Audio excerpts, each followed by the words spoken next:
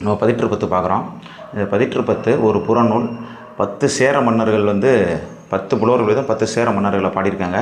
அந்த பதிற்றுப்பத்தில் நமக்கு முதல் பத்தும் கடைசி பத்தும் நமக்கு கிடைக்கல.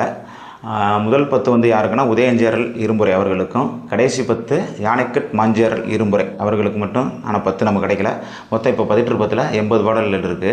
அந்த 80க்கு பாட்டுடைய தலைவன் யார், பாடல் பாடியவர் யாருன்றதான் நம்ம ஷார்ட்கட்டில் பார்க்க போகிறோம். வாங்க. இமய வரம்பம்னா இமயமலைன்னு வச்சுக்கோங்க. இமயமலையிலேருந்து பல யானையை கூட்டிகிட்டு வராங்க. இமயமலையிலேருந்து பல யானையை கூட்டிகிட்டு வராங்க. அந்த யானையை கூட்டிகிட்டு வர்றதுக்கு அவங்க என்ன செய்யலை, கலங்கலை, டயர்டாகலை.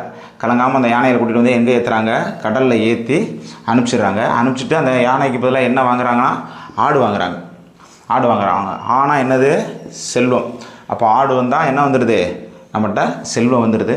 செல்வம் வந்தோடனே என்ன வாங்குறாங்க, தகடூர் வாங்குறாங்க. தகடூர்னா தருமபுரியோட முற்கால பெயர். அந்த தகடூரை வாங்குறாங்க. தகடூரை வாங்கி இளஞ்சேரல் இரும்புறையாக அங்கே மன்னனாக போய் உட்காந்துடுறாங்க. அதில் ஒன்றுமே இல்லை, நீங்கள் அப்படியே வரிசையை அதை நோட் பண்ணிட்டீங்கனாலே இந்த ஷார்ட்கட் வந்துடும். இமயத்தில் இருந்து பல யானை எடுத்துகிட்டு வர்றதுக்கு கலங்காமல் என்ன செஞ்சுறாங்க, கடலில் ஏற்றிடுறாங்க. கடலில் ஏற்றினோடனே என்ன வாங்குறாங்க, ஆடு வாங்குறாங்க. ஆடு வந்தோடனே செல்வம் வந்துடுது. செல்வம் வந்தோடனே என்ன செய்கிறாங்க, தகடூரை வாங்குறாங்க. தகடூரை வாங்கிட்டு அங்கே இளஞ்சேரல் இரும்புறையாக இருந்துடுறாங்க. பாடியவர்கள் யார் அப்படின்றதான் ஷார்ட்கட்டு.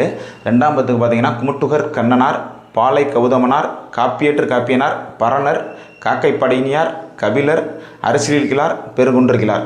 இப்படி இருக்குது. நம்ம ஷார்ட்கட் பார்த்துக்கலாம் டைரெக்டாக.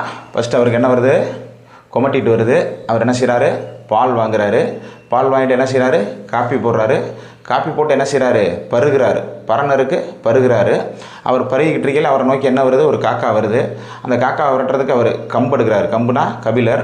அந்த காக்கா வந்தோடனே கம்பு எடுத்து விரட்டோன்னே அந்த காக்கா எங்கே போய் உட்காருதுன்னா அரிசியில் போய் உட்காருது.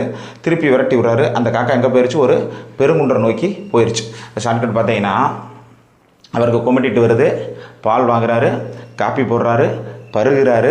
பருகுனோடனே என்ன செஞ்சிருது, அவரை நோக்கி காக்கா வருது.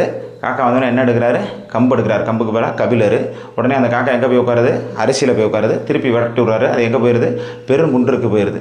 இதுதான் ஷார்ட்கட். இதை நீங்கள் பார்த்துக்கிட்டிங்கன்னா ஈஸியாக வந்துடும். இப்போ திடீர்னு 5ஆம் பத்தோட பாட்டுடைய தலைவன் யார் அப்படின்னு கேட்குறாங்க.